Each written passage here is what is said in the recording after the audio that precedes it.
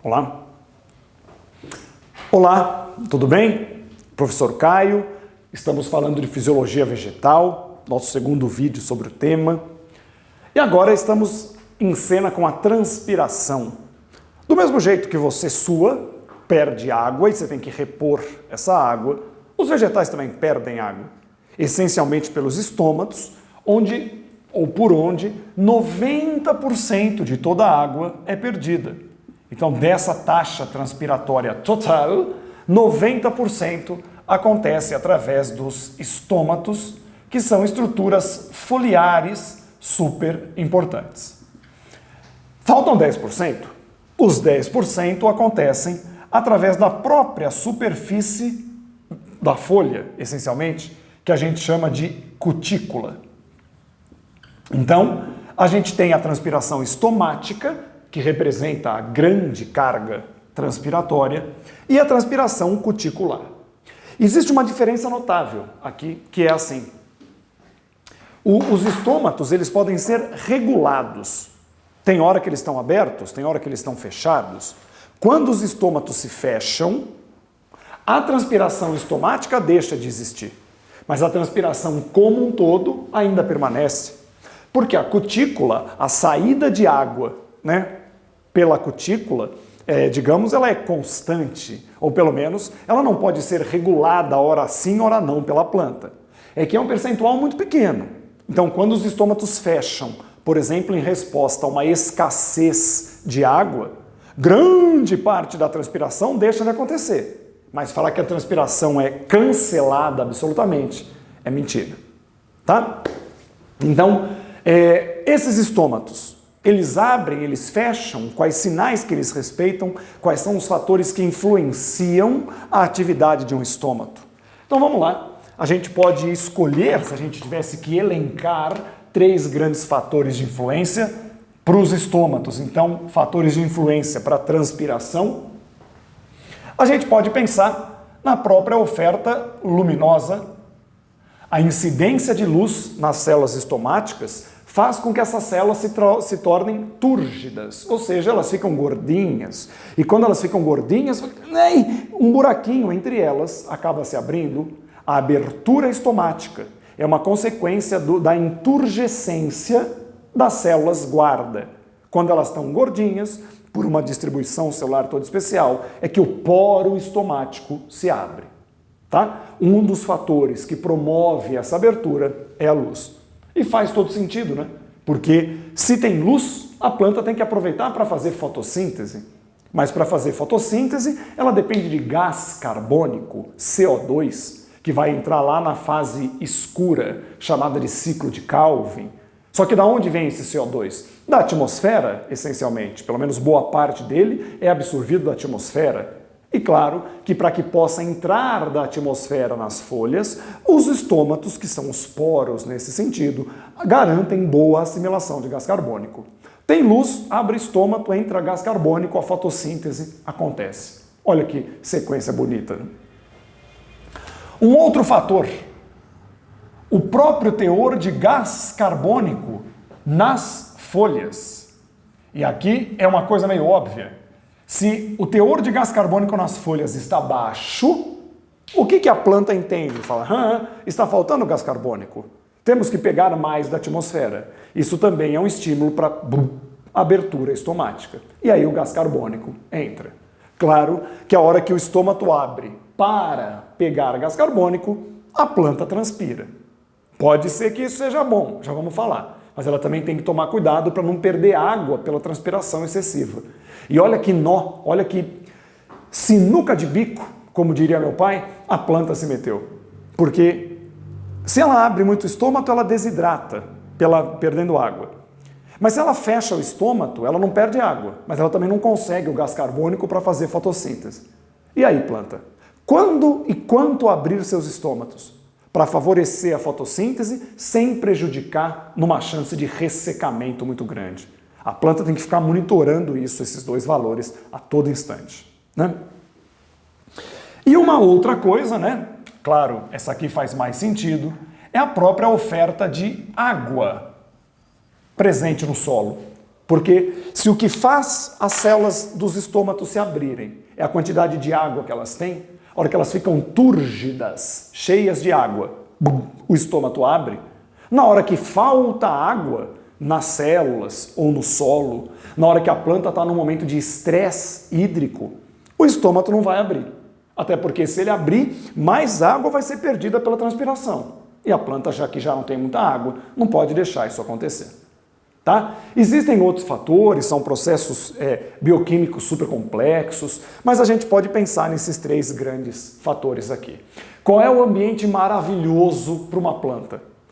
Para que ela possa abrir os estômatos sem grande receio. Ter luz, pouco gás carbônico nas folhas, aí ela abre para pegar mais, e ter uma oferta de água adequada, porque aí ela não tem medo de ressecamento mesmo.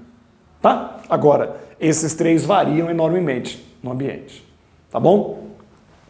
Por que a taxa transpiratória é importante, né? E aí as plantas têm algumas estratégias. Por exemplo, planta de ambiente seco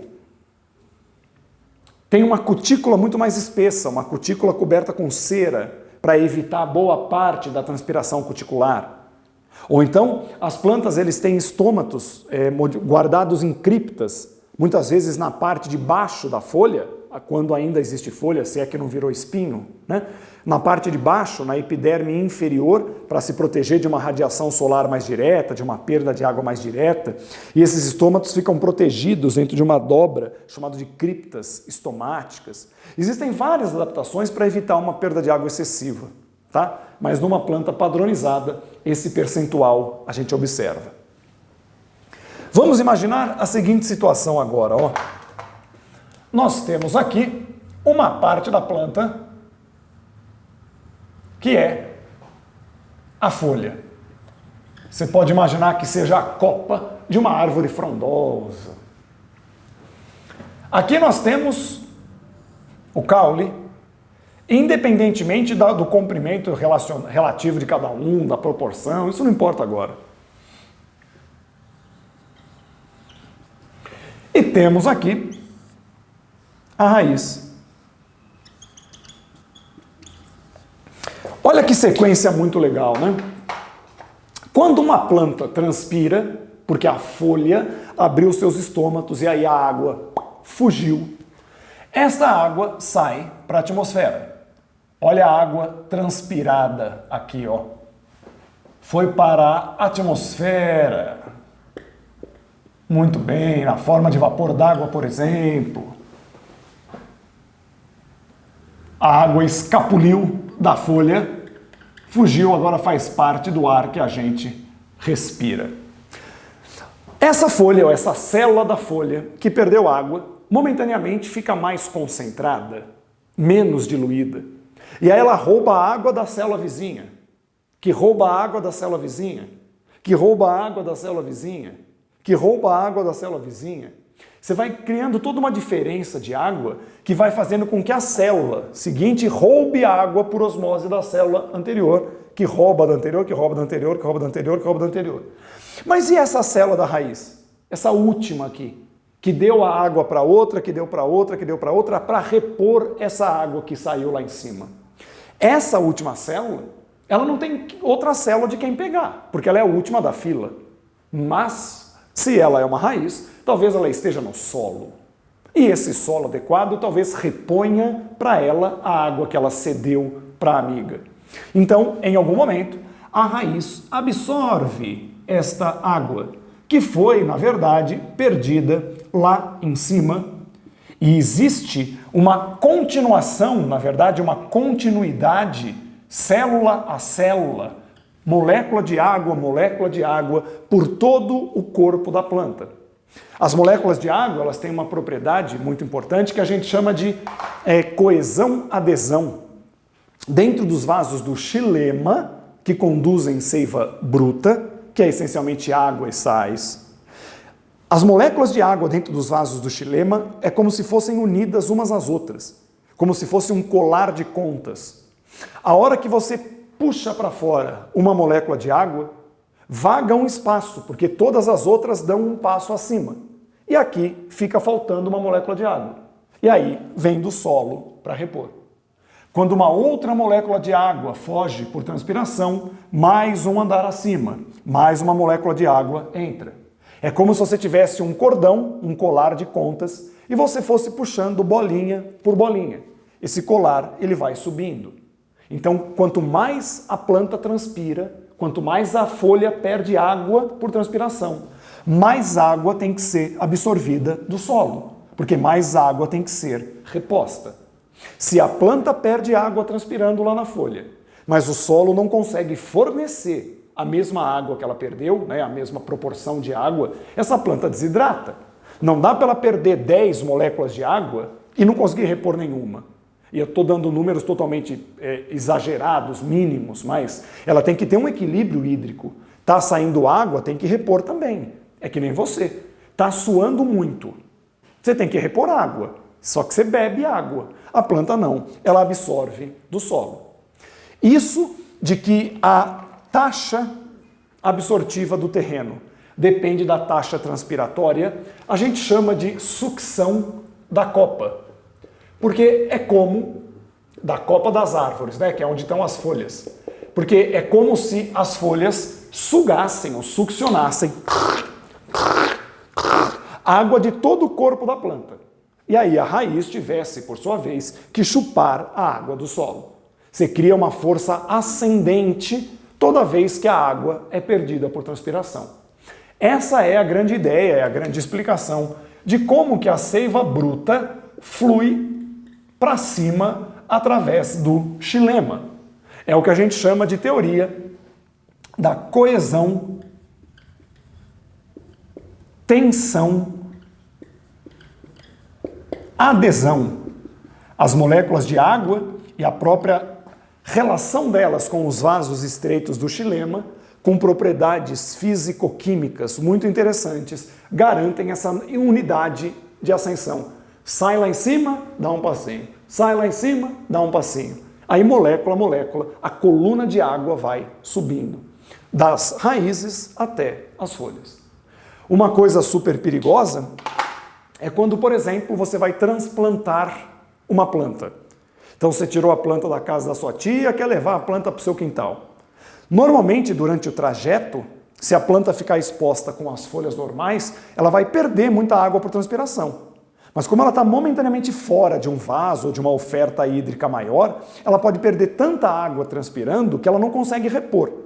É claro que tem mecanismos de ajustes para fechamento estomático. A hora que começa a faltar água, os estômatos se fecham. E um dos grandes hormônios, a gente viu, que provoca isso, é o ácido abscísico, chamado de ABA. Mas ainda assim, se ela perde muita água transpirando pela copa, mas ela está num momento vulnerável, porque ela está em trânsito, dentro do carro, fora da terra, ela talvez não tenha como repor. Tá? Por isso que muitas vezes as pessoas que vão fazer essa transferência, esse deslocamento da planta, tiram as folhas dela, ou cobrem as folhas para não transpirar tanto assim. Porque se transpirar muito, não vai conseguir repor. Tá bom?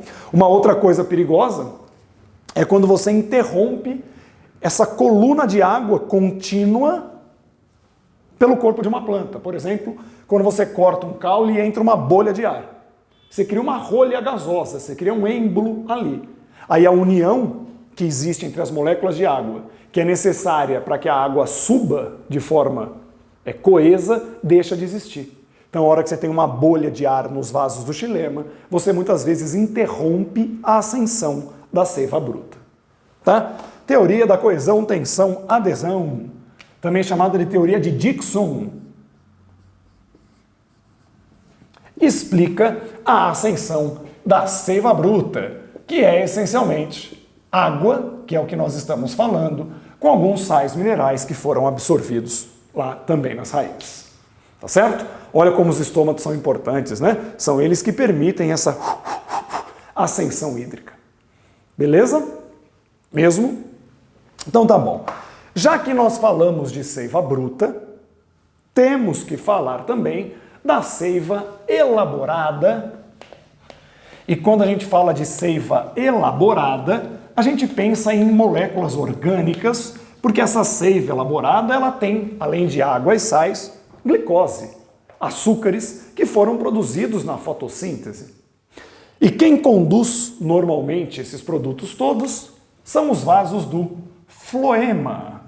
Floema, condução de seiva elaborada, seiva orgânica.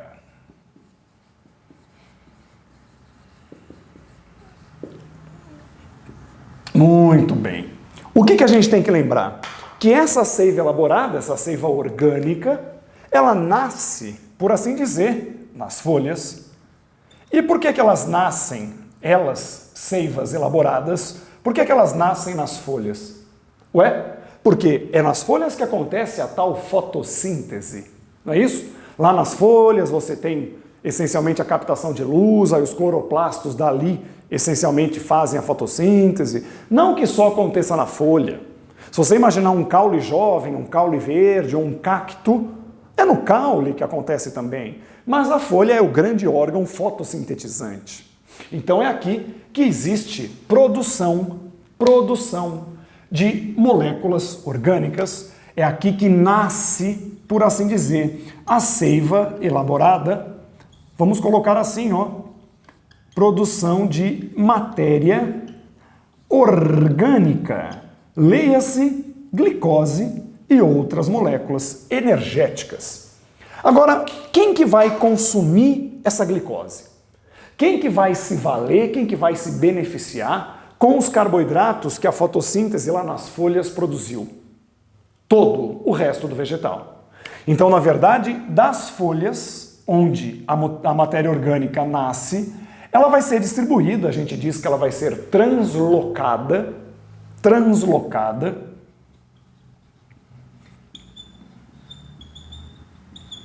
muito bem, junto com um fluxo de água, né? Claro, até as regiões de consumo.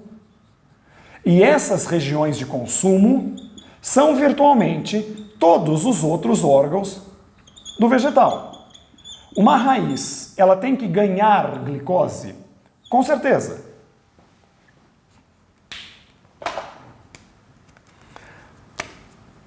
Uma raiz, ela tem que se manter viva? As flores precisam? Com certeza. Tem que se manter colorida e cheirosa? Os frutos precisam ganhar matéria orgânica? Com certeza. Precisam ficar docinhos também para atrair um animal que vai comer e depois espalhar a semente por aí? Existe uma tendência da gente pensar que a seiva bruta, pelo xilema, sobe. E até aqui é verdade. Mas a gente pensa que pelo floema, a seiva elaborada sempre desce, das folhas para as partes baixas da planta. Tem que descer. Mas se você tiver uma folha aqui e tiver um fruto num caule acima, esse fruto vai ter que acumular açúcares, que esta folha produziu. Então o floema pode levar uma matéria orgânica para cima da região produzida. Então cuidado, porque é da região produtora para todas as partes de consumo. Onde estão essas partes de consumo? Embaixo, do lado, um pouco acima, não importa.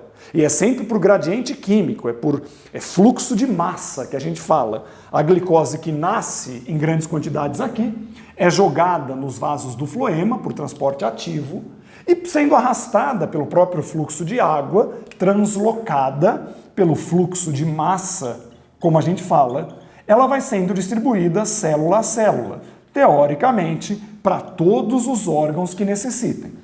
O que vai acontecer com essa molécula orgânica, com essa glicose, vamos pensar assim, nesses órgãos, super variado. Pode ser que a molécula orgânica seja prontamente consumida, para que aquela célula daquela raiz se mantenha viva energeticamente. Pode ser que a raiz seja uma raiz de reserva, por exemplo, mandioca. Aí a matéria orgânica vai ficar estocada na forma de amido. Se for um fruto, pode ser que ele fique acumulado. Não importa. Mas é do local de produção para o local de consumo via floema. Muito bem. Aqui, claro, é uma outra face super interligado com a ascensão da água. Mas a gente consegue didaticamente falar só da seiva elaborada e falar da seiva bruta também. Tá certo?